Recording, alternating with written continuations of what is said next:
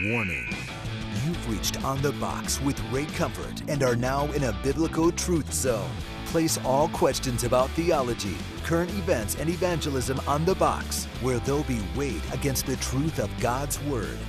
Ready your hearts and minds. You're about to be inspired and equipped to fulfill the Great Commission. Programming to engage in 5, 4, 3, 2, 1.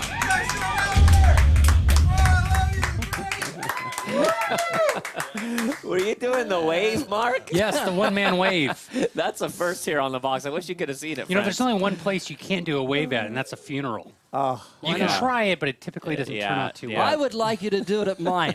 I want All a right, first. wave at Ray's. Oh, It's boy. been said here. Your funeral is going to be a circus, right?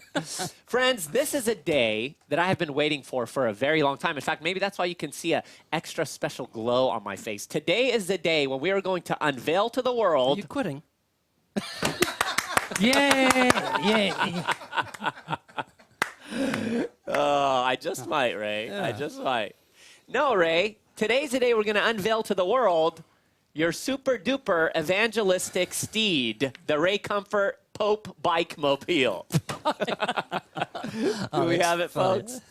There it is in all its glory. That's what Ray rides That's every made morning. for comfort. Ray, explain to us.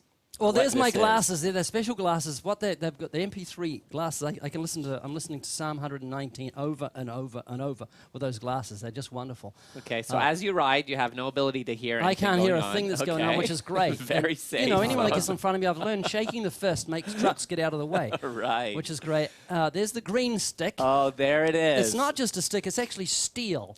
And it's held on by Velcro, and it's because Sam is my dog, and I couldn't figure out why dogs all around the neighborhood would go crazy when they heard him coming, when he was running by me. And then I realized he looks like a rabbit. And so I thought He's not that big, if right? they attacked him, I just wouldn't be able to protect him. So I got this thing, and that's just to greet any dogs that try and eat my dog. The other day, 2 big black dogs started chasing us. They saw Sam. They were huge. They were about 3 feet off the ground, big black ones. And one ran ahead, and his owner was calling out, "Walter, Walter," which is a strange name for a dog. I don't know. I mean, I called Sam Sam. I wanted to call him Eric. But no one. Why is Sam okay for a dog? But George would be a nice George, dog yeah, name. George is a nice name for dogs. But anyway, I just yelled out to this dog that was chasing. I said, turned around and said, "Stay!" And the dog stopped dead in its tracks. Oh, It was wow. really good. Authority yeah, does it. So there's my glasses. That's a little kangaroo pocket there, which I keep Genius DVDs in. Quick to the drawer and give them to people as I'm going past them or throw them at them. I saw a guy looking at the canal, looked like he was going to commit suicide the other day, and I asked him if he'd like a DVD, and he said he wouldn't. He said, no. He was just dejected. So as I went past, I tossed it at him. And I went over the He's bridge. getting it one way or another. And I looked back, and he was reading the back. He'd picked it up. Oh, that's and awesome. So I was really pleased. That's great. So it's good to have that little kangaroo pocket there. Right. So for those of you that don't know, Ray actually doesn't own a car personally. His wife has a car. He doesn't have a car, and he rides his bike everywhere he goes. And how that's you- why you see this beautiful physique. That's there. I don't. Just kidding. The reason I don't flex because it'll rip my skin. Yeah, and break my fingers. Hey! Oh, wow. Ray, that is some contraption. I'm sure one day it'll be worth billions of dollars. Now in a that was museum nice somewhere. and light, but an exciting thing that I heard yesterday is that Alan, our floor manager, producer, whatever. He's leaving? No. Was in You're the leaving, supermarket, and an elderly lady came up and touched his beard. She said, Oh, yes. "Can I touch it?" And I figured out what's going on. Tell us. She thought it was a cat. It's getting there, Alan. It is yeah. getting there. We'll have to reveal that one day to our friends as well. Well, it's good to have you with us, friends. And today we are very encouraged and blessed to have our friends Jason and Lindsay from Ohio with us. So welcome them with us. Beach. Why aren't you clapping? Blessing. Did my applause work? No, it My didn't applause work. isn't Yeah, working. Daniel. Oh, Daniel, have you been sabotaging? It's probably not pushed in. It's plugged in. Oh, well. Well, today we have a very interesting topic. It is an interesting You won't topic. believe what this is There's about. no way to get around us. And here is a question that we're going to be addressing today. Is it a sin to cuss? Did you know cuss is a 4-letter word?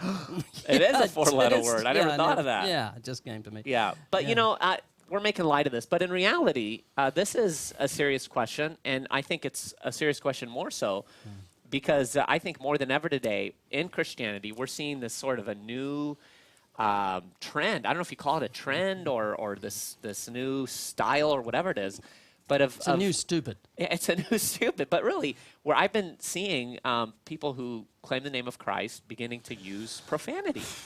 And I remember at first I was kind of like, what's going on? And I started seeing it popping up everywhere. You're hearing about pastors that are cussing from the pulpit and using profane words from the pulpit. I mean, it's like this new thing. And I'm trying to get to the bottom of it and trying to figure out where it's come from. So, Ray, have you stopped cussing? Actually, before I was a Christian, I didn't used to cuss. All my friends did when they talked about surfing, and I just thought it's kind of a low-life way to talk. It's the lacking vocabulary. And so I've always been offended by cussing. I don't like it. Yeah. It's stupid. But have you been noticing this new trend? Well, only with non-Christians. They cuss all the time. But if any Christian... Years ago, I used to have this leather shop. Well, it wasn't a leather shop. It was made of wood. But we used to produce leather jackets. And it was an old sort of shop. I think I paid $10 a week rent because it was such a heap. But I did it up, and I painted everything on the inside bright red, bright yellow, bright green, bright blue. What? Just bright colors down a hallway. And I had a Christian... Is this the 70s? Or? This is 1975. Did you have 74. beads? What's that? Did you have hanging beads? No, that was in our house. We're learning all kinds of things about Ray Comfort today. I had a friend. Christian friend named Alan. It wasn't this Alan. And I just loved the guy. He used to come in, and he couldn't believe I could make jackets because he knew I was such a klutz. And I showed him out the back, and as soon as he said it, he said a four-letter word beginning with S. And I was speechless. I thought, how can a Christian bring forth salt water and fresh water? It makes a bit of water and fresh water. And I didn't even know what to say to the guy. I was so shocked. I expect it from the ungodly, but the mouth speaks the abundance of the heart. So what comes out your mouth, Jesus said, is what's in your heart. And it showed me it's not nice what's in his heart. Right. And he's now with the Lord. Yeah, so it's a shock when anyone who calls himself a Christian uses profanity. Yeah, it is, and it should be, because, again, as Christians, we're to be distinct. We're to let our light shine before men, that they'd see our good works and glorify our Father who is in heaven. And we're not to be of the world or to walk in the ways of the world. And sometimes I step back and I think, how are Christians who are now going with this new trend justifying this? Yeah. You know, because we know what Scripture says. So here are a few Scriptures that deal with this very matter. This is Ephesians 4:29. It says, "Do not let any unwholesome talk come out of your mouths, but only what is helpful for building up others according to their needs, that it may benefit those who listen." So no unwholesome word or speech coming from your tongue, but what's necessary for edification, encourage others. Here's another one. This is 1 Peter 3:10. It says, "For whoever would love life and see good days must keep his tongue from evil and his lips from deceitful speech." And then Colossians 3:8. "But now you yourselves are to put off all of these: anger, wrath, malice, blasphemy, filthy language out of your mouth." That's and then, pretty of course, clear, isn't it? Oh, and then of course you referenced James 3:19 through 12. It talks about, you know, the blessings and the cursings coming forth from the same mouth, and he talks about the bitter and sweet water and so forth.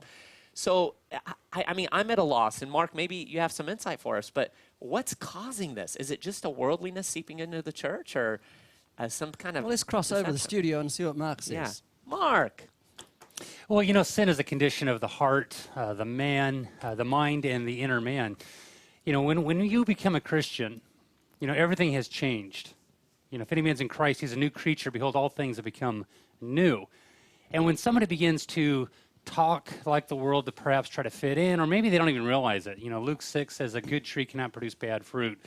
You know, you just start seeing and realizing that things are coming out that are typically associated with the old man. You know, I was a lot like with Ray was at. You know, I didn't have a problem with cussing. I remember actually only saying 2 cuss words in my life, and the second cuss word I said, I was corrected by an adult when I did so, and it scared me so much I didn't want to do it again. That was a referee during a football game when I was playing football. You know, but, you know, I want to play a little devil's advocate here, you know, if I may. You know, I don't know exactly what they would say. You know, there's a very popular pastor out there. He's known as the cussing pastor. So I can't exactly defend his position because it's not typically where I'm at. And I don't know what he would say concerning some of the things that we're talking about here. He might cuss you out for it, Mark. Yeah, he might cuss me out. I don't know. But let me ask you this. It's just a word, I hear people say. Some of the words and the slang that we used 100 years ago, we typically don't use that language today. And if I were to adopt a 4-letter word, you might call it a cuss word, I'm not looking at it like that. It's a motive of the heart. What's wrong with me, easy, using these words today when I go out and about in my daily life? I love the Lord, and I just want to talk like this. What's wrong with that? Right. Well, I'll tell you what's wrong with it. What's wrong with it is the fact that you would even have to pose that question. I mean, if you think about it, you would be, and again, we're playing devil's advocate. I'm not rebuking Mark, but you are in essence fighting to try to justify a word that you know has evil associations and vile associations in order to be able to use it. And so why in the world would you do that, right? So again, it comes back to, our motives and our intents.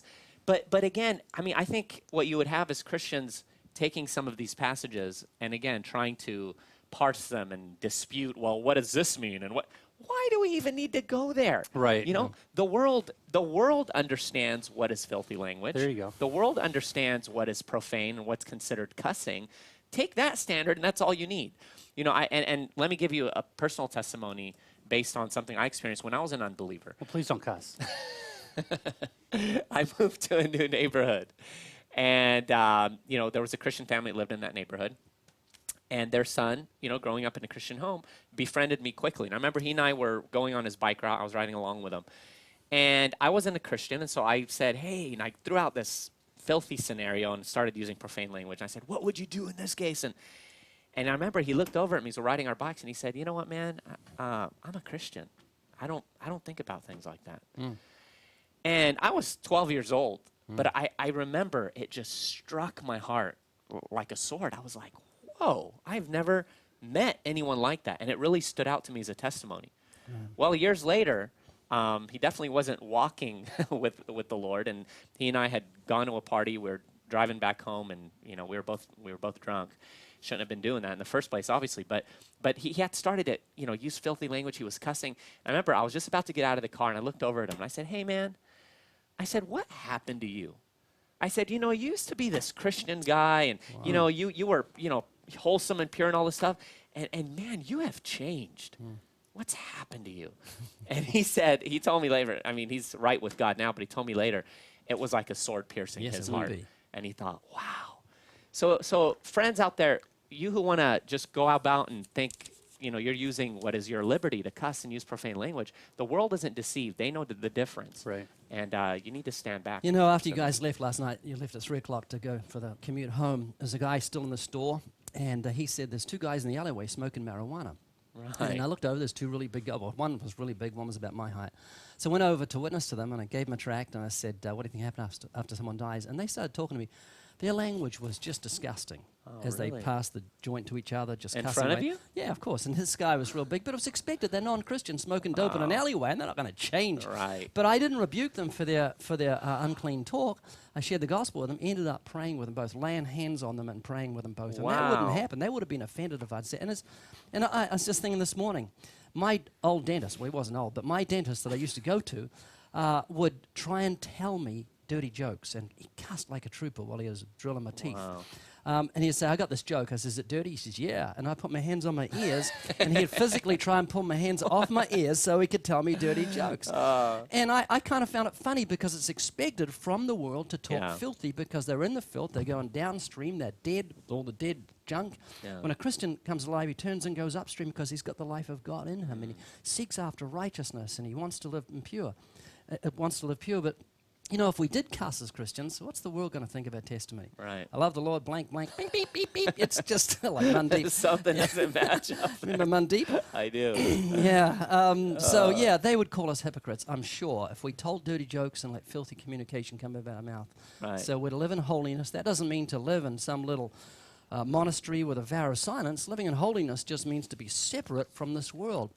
I beseech you, brethren, as living sacrifices, present your bodies, and be not conformed to this world, but be transformed through the renewing of your mind. And when your mind is renewed, your mouth will be renewed. Right.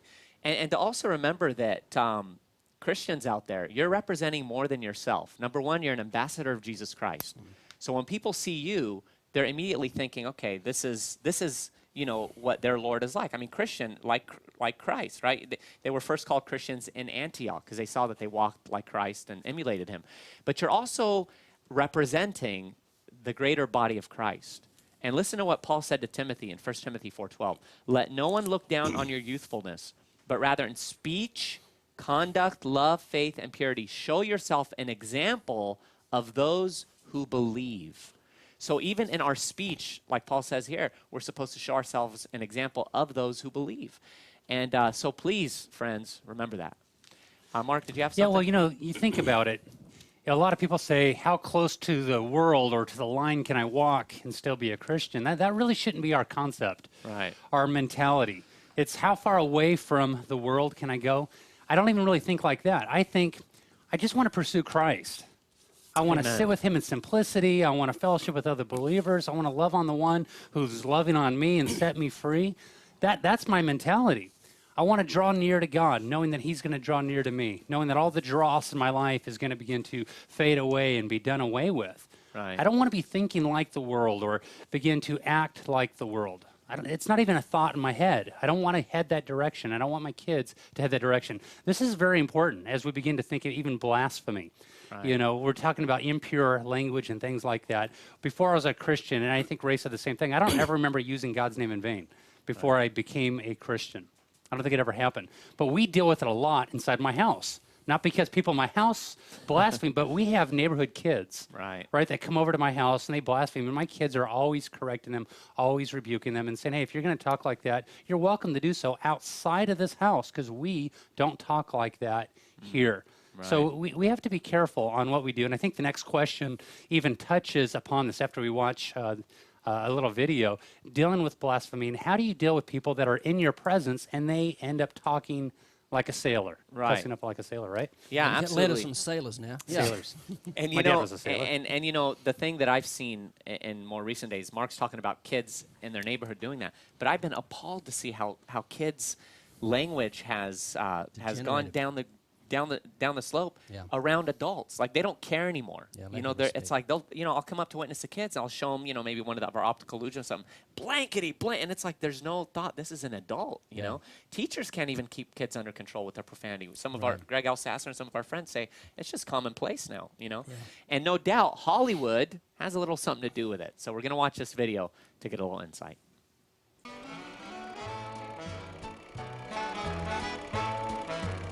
Not too many people know the history of this famous town called Hollywood. Even fewer know about an interesting offer that was made to its settlers. In 1887, a Kansas real estate tycoon named Horace Wilcox began mapping out an area especially built for Midwesterners who were tired of ice and snow. The town banned saloons and offered free land to any church that settled there. Can you believe that? Free land was offered to any church willing to settle in Hollywood? I mean, it's not much of an exaggeration to say that these days it seems like Hollywood would offer free land to any Christian willing to move out of the town.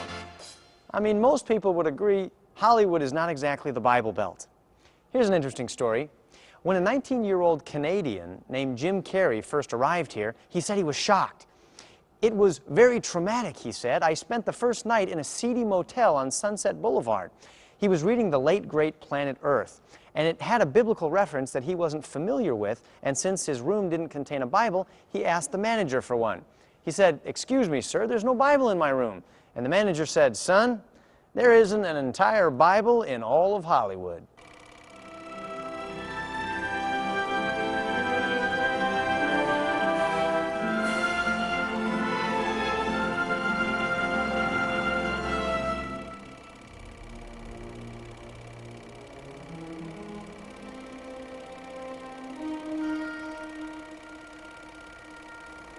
As soon as movies began around the year 1900, even though they were without sound, they were filled with sex and violence.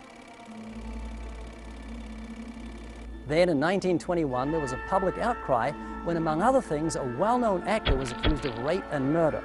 A director was found murdered, and another actor died of a drug overdose. Hollywood was getting a bad image, so some studio heads hired a Presbyterian senator, William Hayes, to try and clean up Hollywood and convince the nation that it wasn't all bad.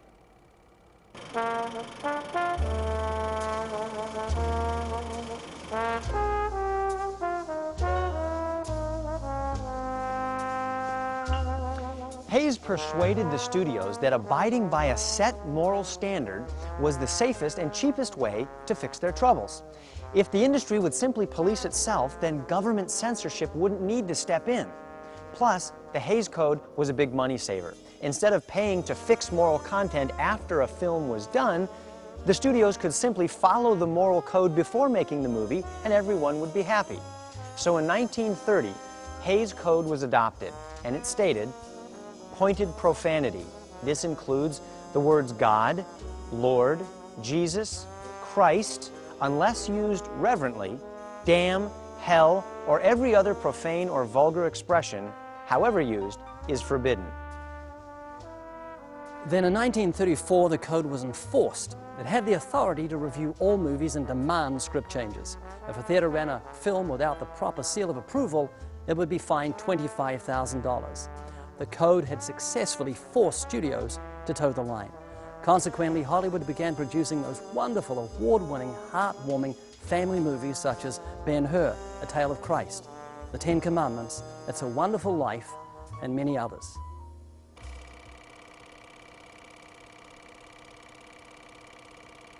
However, Hollywood knew that there was big money in sex and violence. So during the 50s, some found a way around the Hayes Code through the free speech clause of the First Amendment, and studios began to push the moral envelope. In 1968, Hollywood officially abandoned the Hayes Code for filmmakers and shifted the moral responsibility to the parents with what we now have as the ratings system. The floodgates were suddenly open, and today's movies have literally no moral boundaries at all. Hollywood can make anything it wants. The majority of our movies are filled with unspeakable violence, horrible blasphemy, and graphic sex. But remember that poll? 87% of Americans want Under God kept in the Pledge of Allegiance. We know that G-rated movies make nearly 11 times more money than R-rated films. Studies show 80% of adults in America want more family-friendly TV. Quite telling, isn't it? Very. You know, when you think about how much children are hearing today, day in and day out with what's on television. I mean, back, Ray, when you were growing up, I mean, it would have been a shock to turn on TV and hear profanity. You wouldn't hear it. Even in movies. No. It was because of the Hayes Code. The Hayes Code held it back, and it was wonderful. And it's not like, I mean, you and Sue sit and watch black and white movies all the time, and they're good. It's the same one all the time. You just keep forgetting. Our memories are going. Yeah, and they're wholesome. They got a great story, and people love them, and it's just sad that they've gone. Hollywood's gone the way it has. Yeah. And I trash think, in, trash out. That's what we're seeing right. in society. And I think what we're seeing in the church is the world rubbing off on the church. Absolutely. And James talks about being unspotted by the world. That should be our passion. You know what I'd like to ask these cussing pastors? How do they pray? Wow. Lord, blankety blank, I come to you in the name of Jesus. Right. In your righteousness I stand. Beep, Yeah. beep, beep, beep. Yeah. That's a really good point, Ray. So if you How don't- do you pray? If you wouldn't say it in prayer, don't say it anywhere. Right. Well, I've talked about my teacher in elementary school. It left a real impression on me. She was a long-term substitute teacher, and one day one of the kids in class was spouting off some profanity. And I remember she just stopped him dead in his tracks. She said, "Hey!" And the whole class just went silent. And she looked at him, she said, "How dare you, with those same lips that you pray to God with, use that filthy language?" Wow. I was probably, 9 or 10 years old. I never forgot that. And It gives us a bound, gives us a fence to stay in, and even my Facebook page, it's cleaned up. I banned 960 atheists for cussing, Right. and then I let them back in. We had a year of Jubilee, or a week of Jubilee, an amnesty. I said, you can come back in, just don't cuss. And then most of them aren't cussing. Right. Which is just wonderful. Yeah, that's great. Okay, so we've talked about how you handle it when it's in your house, so to speak. Mark talked about kids in his neighborhood. You talked about your Facebook page. But we have a question here that generalizes it a little more. This comes to us from our YouTube episode. It says, in the factory I work at, I can't avoid hearing all kinds of blasphemy and cussing every couple of sentences. What should I do in a situation like that? I've been evangelizing and trying to turn conversations to godly things, but I don't know how to confront the cussing. So, Mark, what do you say to someone who's dealing with that on a day-to-day in a workplace? Well, I typically expect sinners to sin. I expect dogs to bark. I try Right. to use them as a segue to preach the gospel when the opportunity arises. So when I get to the third commandment about using God's name in vain, I can bring to recollection something that they've said. I'm not going to correct everybody who uses God's name in vain or uses foul language or does things like that. Right. It's not something I typically do. Why? Because I'm expecting them to do that. That flows naturally out of them. Yeah. I remember I was working as a busboy. I was 27 years old, and I said Jesus pretty loud. And the whole restaurant just kind of stopped behind the scenes. And they all looked at me and said, Mark, you just used God's name in vain. And I said, no, I was crying out for help. And everything just went back to normal. They're, oh, yeah, of course. What were we thinking? You know, that's what Mark does, and that's what Mark was doing. Wow. You know, I might throw something out if the situation arises. Maybe it was a light scenario, say, for somebody who's not very religious, you sure do talk about God a lot, you know, and I might throw a chuckle out there and look for a way to talk to them. Right. But You know, when I'm open air preaching and a heckler's using filthy language, I say to him, there's ladies present, would you please, we respect them, would like you to, and they often apologize. Right. I did get beaten to a pulp once by a woman who I told off for cussing at Santa Monica. What'd you say to her, Ray? She was using the F word. I said, ma'am, can you watch your language? There are ladies present. And she said, I'm a lady. I said, ma'am, you may be a woman, but you're not a lady. And she beat me up. I tell you, she punched me, and I think bruising took 2 weeks to go away. When the team let her go, they pulled her off, they let her go. She said, let me get my handbag. She came up behind me and gave me a kidney punch. So... So, friends, Ray doesn't deal with the fear of man. It's the fear of woman. Yeah, that's terrifying. Goliath was a woman. Oh, man. Yeah, that's so true. You know, again, like Mark said, we shouldn't be surprised by the world, right? Orange trees have orange blossoms on them. Dogs bark, cats meow. And unbelievers, like we did, act like unbelievers. So don't go dealing with the symptoms. Deal with the root. Preach the gospel. And they'll may be refreshingly surprised that a Christian isn't, you know, out there pointing fingers at them, because that's not what it's about. Preach the gospel and let God do the work. And we've heard it all anyway nowadays. Right. It's not like it's a shock. All right, Mark, we're going to let you close us out with the tool of the day. Oh, boy. Okay, this is actually a really neat tool. It's how to live forever without being religious. It deals with our very popular booklet that Ray wrote entitled Save Yourself Some Pain, but the majority of it is actually the Gospel of John. It's some really beginning steps that you can give to people when you're engaged into a conversation with them. You feel like it's gotten somewhere. Maybe the light is clicked on, and you're saying, man, this was a real divine appointment. So it gives them some life-saving techniques really to do in your spiritual walk. You know, how do I go? What do I do next, you know, now that I'm a Christian? And it talks about, hey, engage in prayer, get baptized, go to a local church. But that's it. Available at livingwaters.com. Don't want to miss it. It's great. And if you have any questions, please email us to onthebox@livingwaters.com. Look us up on onthebox.us. And don't forget to check us out on Facebook as well. Thank you, as always, for watching. We look forward to seeing you again on Monday. God willing. For questions about On the Box with Ray Comfort, or to submit questions for future shows, please email onthebox@livingwaters.com. That's onthebox@livingwaters.com. On the Box with Ray Comfort is an outreach of Living Waters. For more resources to inspire and equip you to fulfill the Great Commission, check out livingwaters.com or call toll-free 1-800-437-1893. Now go and preach the gospel.